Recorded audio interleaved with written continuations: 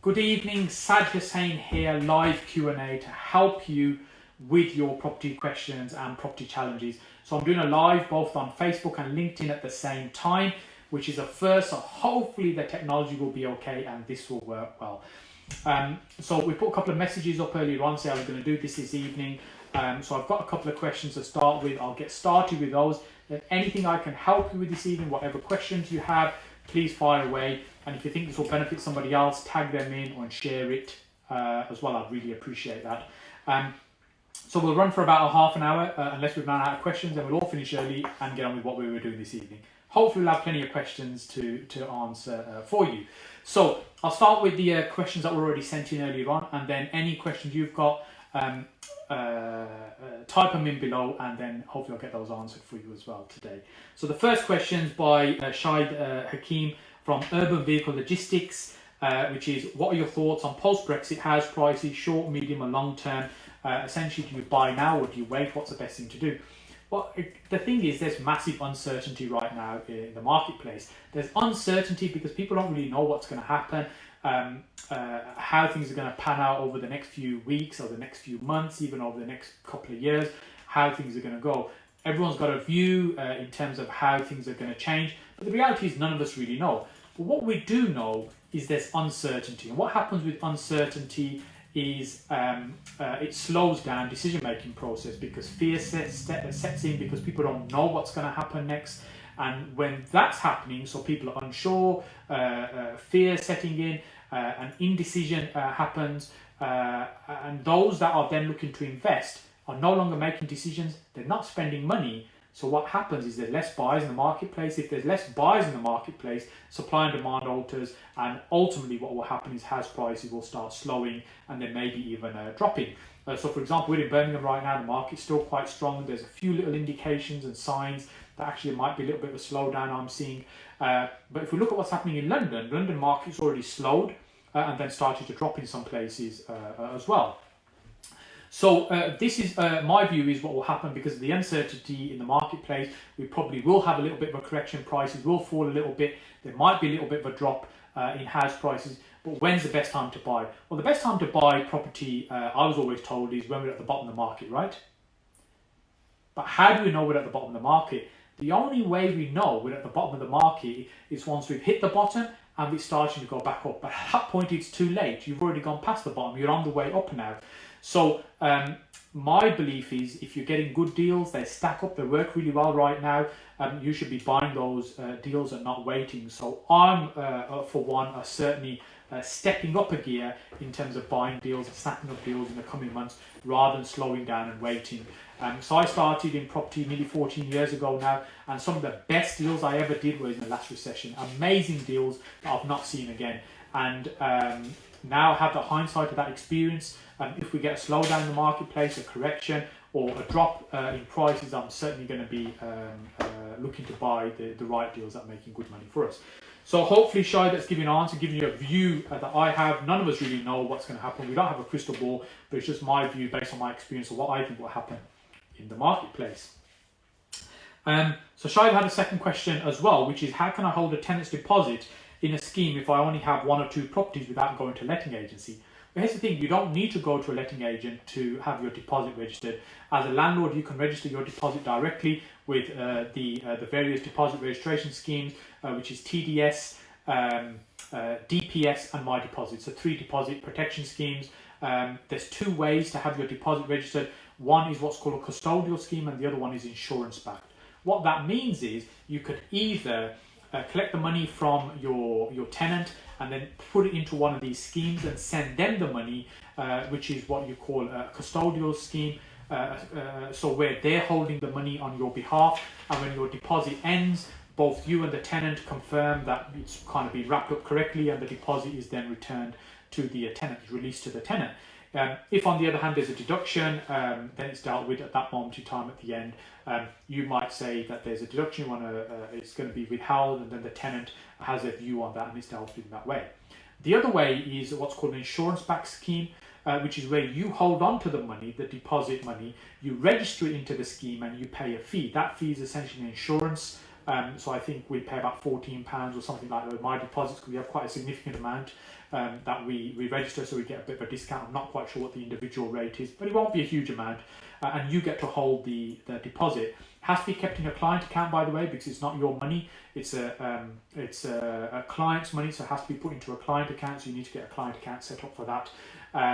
And you might be wondering, what's the advantage of keeping the money and paying that fee when you can just send it to the scheme and let them deal with it? In my experience, I've been doing this for a very long time.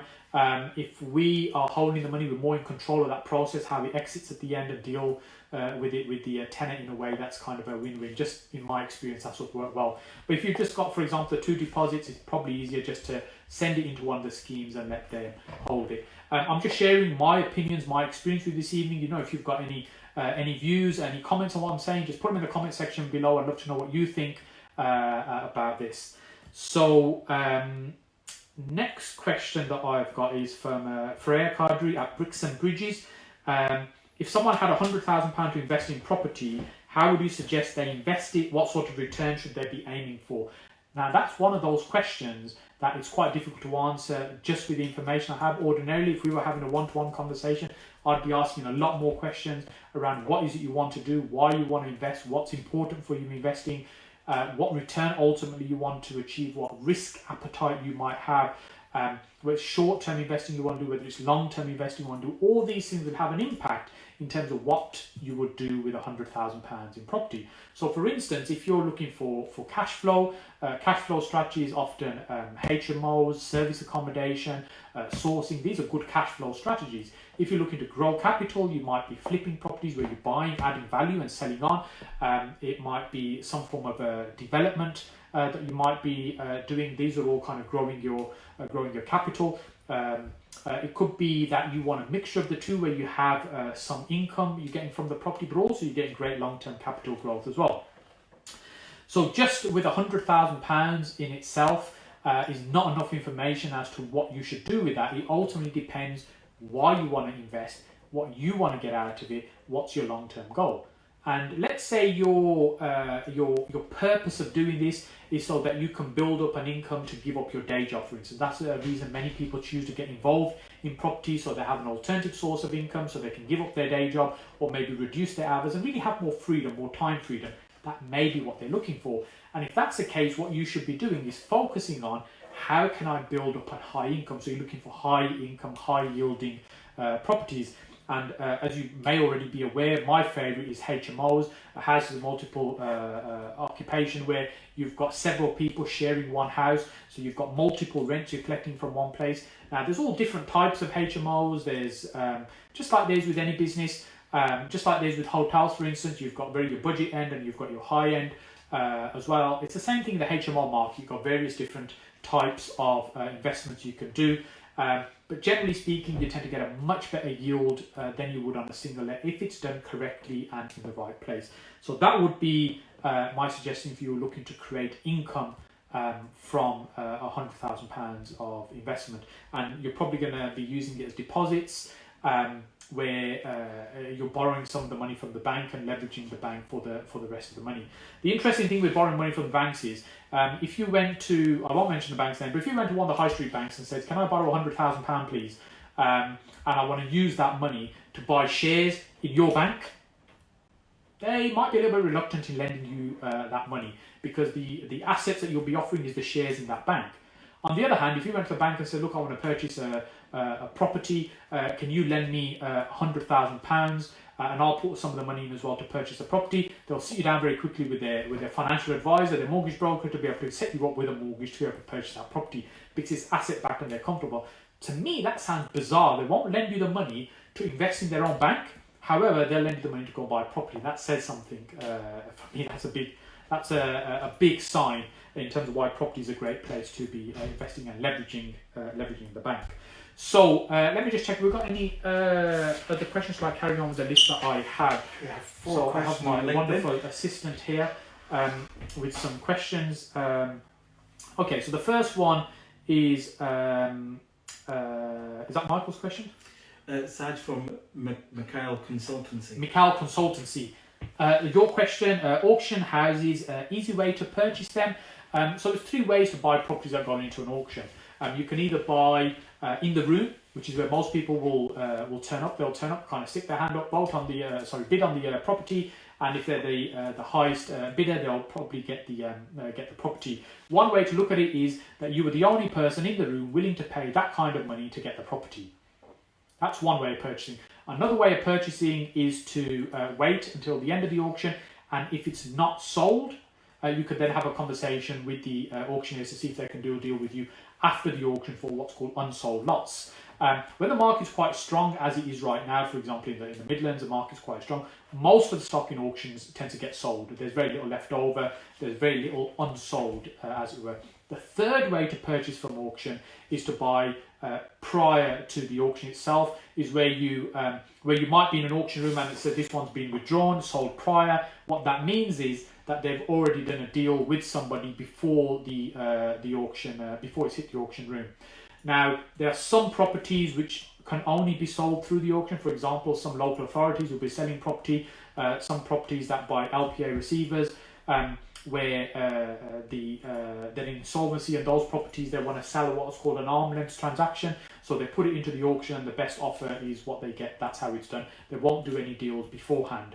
But often you can talk to the auctioneers to see if it's possible to purchase a property before the auction date, and often it's going to be higher than the guide price. It's not going to be at the guide price. Often you'll be putting in an offer that might be higher than that. So a technique that some of the auctioneers are using, that I'm seeing quite a lot of around Birmingham, is that they put in a very, very low guide price. So for example, a property might be guided at say £50,000 as a guide price. You might look at that and say, wow, that's cheap. Typically £250,000 on that street. That's an absolute bargain. Well, it would be if you could get it at £50,000. The reality, however, will be that that's just a guide price for marketing purposes, to get people in the room. You go into the auction room and you and 1,000 other people there trying to buy the same property. And what happens? It does not sell at £50,000. It goes way beyond £50,000 in terms of the price that's achieved, because it's just designed as a way of getting lots of people into the room and get the bidding going. And it's probably going to sell much more closer to what it's probably worth, or in some cases way over what it's worth as well. It's just how auctions work. I've not done purchasing through auctions, just to be completely clear, but I have sold at auction.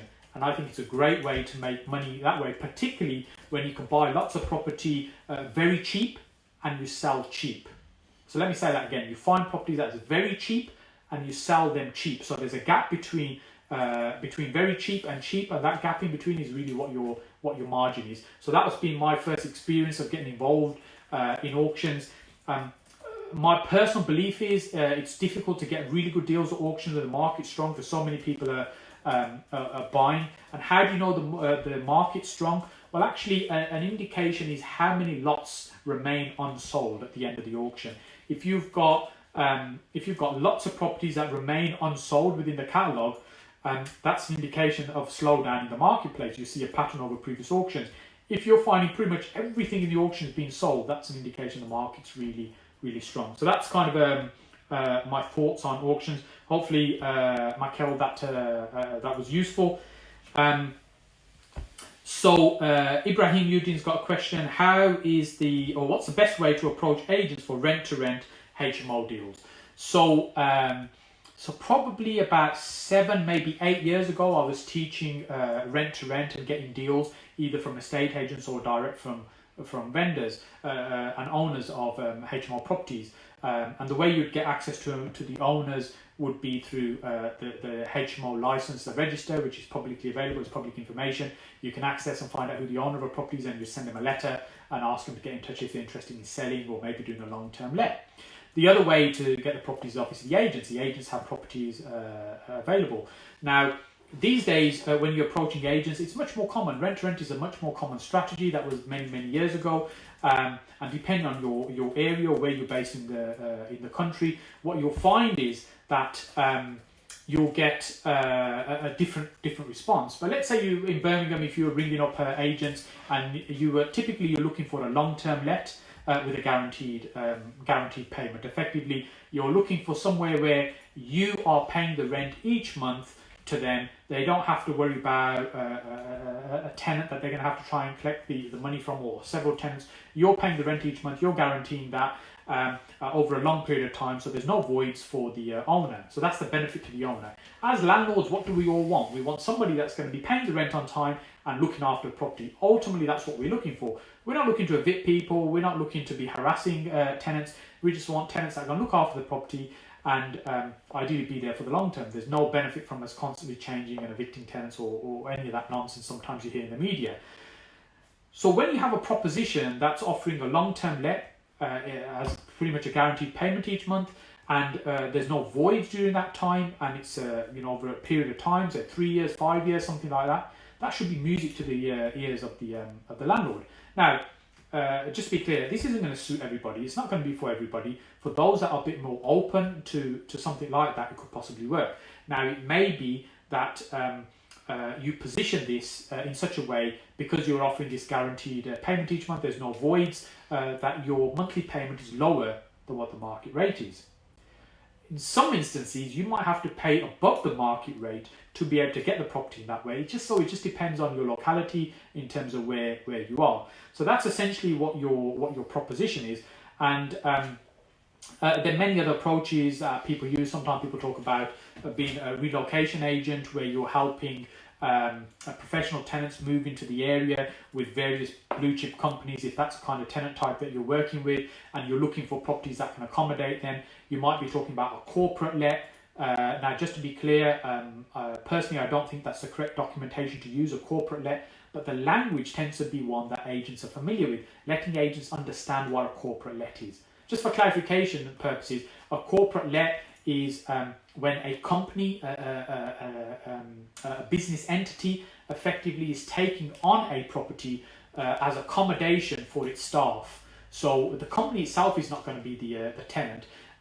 So it's going to have the people living in it are going to be employees of the company. So that's essentially what a corporate let is. And I have seen instances where agents have just provided a corporate let agreement and just crossed out a few things and added in subletting and things, which is not the correct way of doing it. So just to summarize, Ibrahim, the key things that you want to be focusing on is that you're offering a long-term let with no void, and would their landlord be open to something like that? You might use a corporate let as an approach that you're looking for. Do they have any tenants, landlords that be open to a corporate let? Or it may be that you're working as a relocation agent, where you're helping people move into the area, professional people with larger blue chip companies, and you're helping find accommodation for them. So you're looking for suitable properties to house them. So hopefully that helps. I'll give you a few pointers on that. Next question I've got from Aftab Mir. I think I need to speed up a little bit to get through these. Have you got many more coming through? There, you've got a few more. Okay, so I need to speed up for sure. Aftab Mir, what are your thoughts about the citywide Arctic 4 in Birmingham, potentially in June 2020? So in the short term, is not great news, because what it means is it's going to restrict our ability to carry on doing more HMOs. So just for those that are unaware, in Birmingham, Birmingham Council are talking about introducing Article 4 citywide from middle of next year. And what that would mean from a HMO perspective is, right now we can take a standard family house and convert it into a HMO, a shared house for up to 6 people. We don't need any planning permission. It's done under what's called permitted development.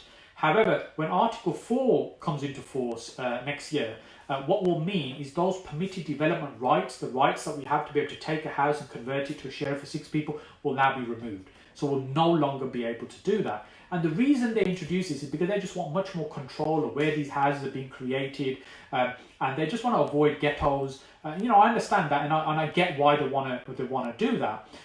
Personally, I don't think it's the best approach to try and do that, to control the market. But hey, there's an upside as well.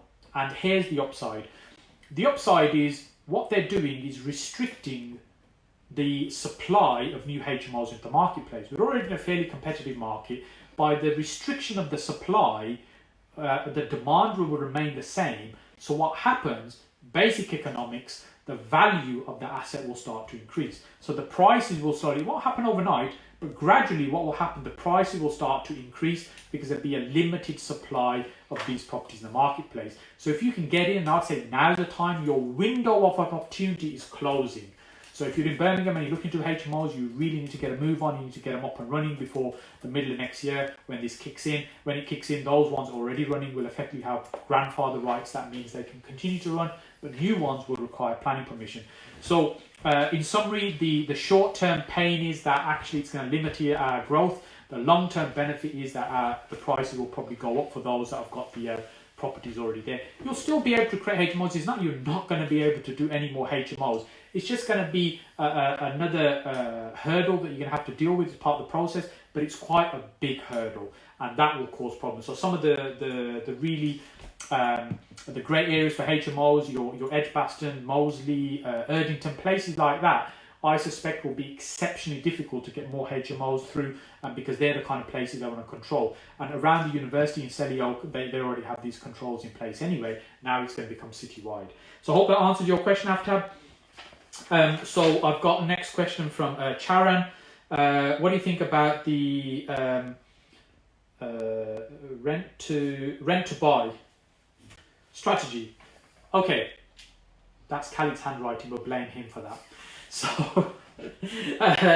so Charan's question is, what do you think about the rent to buy strategy? So just to summarise what rent to buy is, and I'm going to answer a question I think you're asking as opposed to being 100% sure. And I think what you're saying is for you to be selling property on a rent to buy strategy. A rent to buy strategy is essentially you take on a property from the owner of a particular property, and then you find somebody who wants to come in and live in it as a tenant with the right to be able to buy it from you. A kind of lease option arrangement where the tenant will at some point become the owner of that property. That's the intention, that's how you set it up. Now, I have done a few of these, but I have had some challenges in trying to get them to work as well, because there's lots of moving parts in trying to get everything to fit. And there's what you call like a sandwich type arrangement where there's three parts to the deal in terms of how you monetize it and how you make money. So you, as the person putting this thing together, you could charge what's called a front end, or some people call a front end fee, from the person that's coming in that's going to be a tenant. So what you're saying to the person coming in, hey, you can take this property on, you pay rent each month, which is kind of maybe equivalent to a mortgage because there's different ways to structure it. And then at some point when you're ready, you can buy a house. Effectively, it'll be your home. So I'm kind of providing you a sort of mortgage. I probably wouldn't use those words because mortgages are regulated and you won't be necessarily regulated to be able to do that, to advise in that way, or certainly to offer those type of products. So what you're doing, you're kind of bringing a payment arrangement together with that property. So they pay rent each month, and at some point they can purchase the property. Some of those payments might be going towards like a kind of deposit. So essentially now you give an opportunity for somebody to get onto the housing ladder that may not be able to ordinarily. So what kind of people will do that? Well, if you think about, for example, let's say high earners that come into this country, let's say for doctors, for example, you've got doctors that come in, they're going to be here for a few years.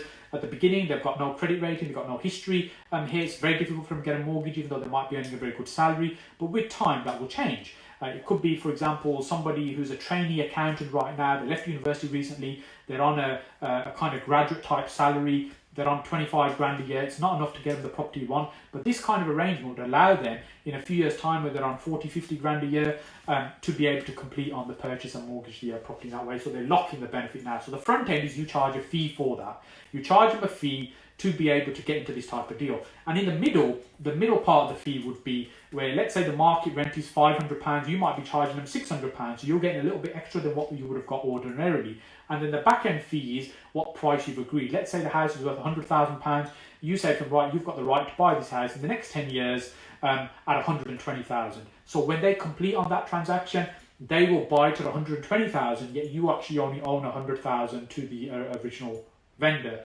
It's quite complex is probably not the word. There's just lots of moving parts when it comes to rent to buy strategy. It's not one of my favourite strategies, just to be clear, because I think there's a number of challenges. I also have concerns about regulation and how the deposits are taken, how they're treated as well. So I'm not that comfortable doing doing this type of strategy. But in a nutshell, that's how it works, and that's what it is. So there is an opportunity to do it. You can do more simplified versions of it. So my preferred method would be more find a buyer that needs to sell a property that you could work in this way. So for example, some kind of lease option arrangement you're taking on, and then what you do, you pass that on to the person who's looking to come in as effectively the tenant buyer, who's the person coming into the property, and you charge them a front end fee. So you charge them a fee to put all this thing together, so using your knowledge to make all this deal work. Then you connect the two parties, and they're now dealing with each other, and you're gone. You've set it up and you've got it working for them. You charge a front end fee. That's where I'm comfortable doing these types of deals. So effectively, you've got a tenant with a right to buy on it. At some point, they'll become the owner of that property. And just to kind of share my experience with the few that I've done, they fell out of bed eventually. The tenant buyer didn't buy the property in the end anyway. So I think they're fraught with some challenges. I'm not to say some people are not doing them successfully. Just my views I'm sharing with you this evening. So we'll do a couple of more questions before we wrap up. So we'll go for a few more minutes. So next question from Anna. So it kind of leads on nicely what we were talking about. How to approach a vendor to persuade them for a lease option. Well, the thing with lease options is, just to give a bit of clarification for those that may not be familiar with the term, the lease is essentially just that. It's a lease. It's like a rental agreement. That's what the lease is. And the option is a separate part that's a kind of right to buy. So a lease option, essentially, if I'm taking a property on a lease option, is I'm agreeing to take a property on from the owner and pay a certain amount each month, which is a lease, a little bit like a rent payment. But then I have a separate document that says I now have a right to buy this property at some point in the future for a set price, and I pay a consideration for that. And that consideration could be £1. It's just to make it legal, or it could be several £1,000s, depending on how the deal is structured. So in essence, that's what your lease option is. So how do you propose a lease option to a vendor? So first of all, let me share what mistake I think many people make. Many people make the mistake of going out looking specifically for lease options. So what they're trying to do is when they're speaking to somebody, they're trying to push the lease option strategy into that situation. Whereas I believe the correct way to do this is you understand if it's going to be the right thing for your vendor. Whilst you're speaking to them, you're building rapport, you're understanding about them, or if you're working with an agent, where the agent is kind of giving you the background information about the vendor, then you can make the decision, is it the right thing to use in that particular situation? So ultimately, a lease option in my mind works really well if the vendor doesn't need the money from the sale right now. So what do I mean by that? Let's say the house is worth £100,000, and let's say they've got a mortgage of say £95,000. There's still many properties in the UK that have kind of either negative equity or close to negative equity, because although some areas have risen significantly since the recession in terms of prices, there are other areas that haven't. They've been much slower. And generally speaking, it tends to be the northern towns within England that you find this. So if they were to sell that property for £100,000, by the time they paid the solicitor, by the time they paid the agent, they're not left with any money in their pocket. So often they're not selling that house to make a profit, they're selling it to get away from the debt, get away from the mortgage. So in that instance, they're not walking away with any money. So that is the type of scenario we're looking for. There's many other examples as well. But that's the type of scenario we're looking for, where somebody is prepared to sell a property, to walk away from a property without actually getting any financial gain themselves. Immediately, it's about getting away from the debt. Those, in my mind, are the type of properties that could suit a lease option. Now, there's many other factors you need to consider as well. The financial stability of the vendor, so they're not going to, go into bankruptcy or they're not in financial difficulty at the point where you're taking the lease option on. Because remember, you're still making monthly payments. It's still somebody else's property. You're effectively babysitting the property prior to the purchase process, and also things like what price has been agreed and what might happen in the market in that place. Remember, the option agreement is not an obligation for you to buy. The obligation gives you a right to buy, but not the obligation to buy. You're not obligated. You don't have to complete on the purchase, and the vendor needs to understand that as well, that actually it may be that you don't complete on this particular property. So to answer the question, Anna, rather than trying to push the option in every situation, the lease option, to try and sell it, what you do, you look for circumstances where the lease option could work. And then you'd use phrases like, so, Mr. Vendor, what we're saying is if there was a way for you to be able to move on with your life and not have to worry about this property anymore, and make a fresh start, and if there was a way to do that, even though you can't sell the property right now because of the state of the market or the level of equity that's in there, if there's a way to do that, you'd be open to exploring that. It's really a kind of loaded question. You're positioning it in such a way that works for them. So what you're doing, you're proposing how a solution like this could help them. And often the answer would be, yeah, how's that going to work? And then you can talk about in a very high level what it means and what it is. So here's my experience in lease options. When I first started, I learned this quite some years ago, lease option strategies. And it just blows your mind when you understand the power of option contracts and lease options and delayed completion, all these type of creative strategies. You know, my head was filled with all the possibilities of what could be done. And I'd go and speak to vendors, I'd sit down and I'd say, hey, let me tell you how I can help you. And I'd just go like this, and I'd bombard them with all the possibilities. I can do this for you, I can do that for you. And what would happen is I'd get this type of reaction, don't call us, we'll call you. Because really I've overwhelmed them with what can be done. They're not looking to be educated lease options. If that was the case, they'd go on a lease options course. What they're looking for is a solution to their problems. And that's what we need to remember, and that's what we need to bear in mind. So we need to focus on what's the issues, what's the challenges, what's the pain they're facing right now, and what is it ultimately they're looking to achieve. And could a lease option be structured and wrapped around that to resolve their problems for them? And that's the best way to get a lease option across the line. One of the easiest indicators to find a potential lease option deal is to find a property that's up for sale and to let at the same time. That's a very good indicator that that property could work as a lease option, because what they're saying is, I'm open to sell it, but I'm also open to let it as well. And what you're doing is putting the two together into a lease option type arrangement. So I hope that was useful. I have one more question to answer, so I'm going to try and whiz through it and just have a read through it. This is from Kazim Pir Mohammed. I've recently built 5 rent-to-rent HMOs and looking to change strategy. What would you advise to do next? I'm only going to be able to give a very short answer on this, Kazim. And then maybe ping me a message and we can have a chat about it afterwards. But here's what I really like about what we've said. You've got to a certain number of rent-to-rents, and now you're looking to move on from that. And I think the really important part to remember with regards to rent-to-rents is rent-to-rent should be a strategy which is a stepping stone strategy. So what I mean by that is you use it to get started, you build cash flow, then you move on to something else. The mistake I've seen many people make, and also fall over and kind of get burnt through rent-to-rent as well, is they kind of struggle first at the beginning, then they get 1 or 2 deals, then it snowballs, because all the effort and the energy they're putting at the beginning, it has like a slow start, and then the momentum builds up quite quickly, and they're taking houses left, right and centre just because they can, and they're trying to get them up and running as HMO, and they're doing so many things, and they're growing so fast, and they keep taking more and more properties on, as though, you know, they're gonna there's not going to be any more available, there's going to be a famine. They keep going at that pace, and before they know it, they've built this monster, and effectively they're now a letting agent managing all these HMOs, and that's what the business has turned into. So rather than getting time freedom and choices, which is ultimately why they started rent-to-rent, the mistake they make is they build this kind of monster of rent-to-rent deals. So by treating it as a stepping stone strategy, where you build a certain amount of income, that gives you choices, that gives you freedom, and now you start thinking about a longer term strategy. And ultimately, there's many different strategies you could do. I'd probably ask you a lot more questions first, similar to what we were talking about earlier on with one of the other questions about why you want to do this, what ultimately you want it to lead to, what's important for you, how much money you have to invest, how much time you have, what experience you have, where you're based in the country, the timing of property cycles based on where you are in the country. All of these are factors that you need to think about and consider.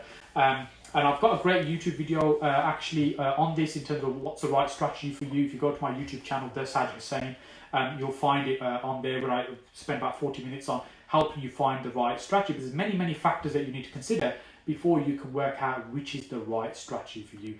And this is also a mistake that many people make when they're starting property, is they see somebody doing one strategy, they see them doing phenomenally well, and they think that's the strategy for me. And I say this from experience, because I've done the same thing, where I've just looked at other people and I think, hey, they're doing amazing and I need to do exactly that.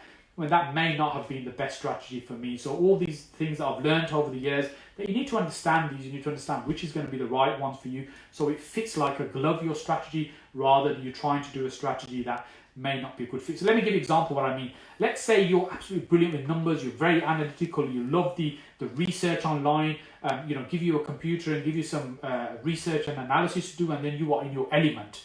And if I say to somebody like that, right, what we're going to do now is we're going to go and talk to vendors and we're going to negotiate lease option deals, where really you need great people skills, you need to have good soft skills.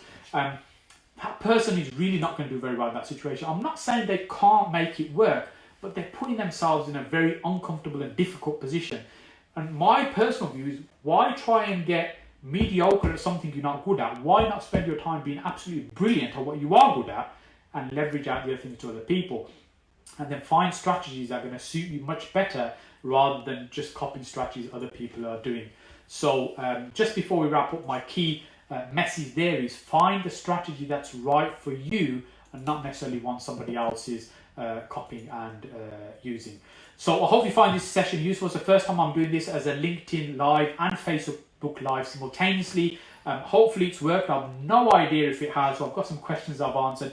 Let me know if you found this useful. Let me know if you'd like me to do this again, and what you found useful, and if there's any other question you want me to answer, and I can look at that and maybe do that again. So thank you so much for spending your time with me this evening, and I look forward to seeing you again very soon.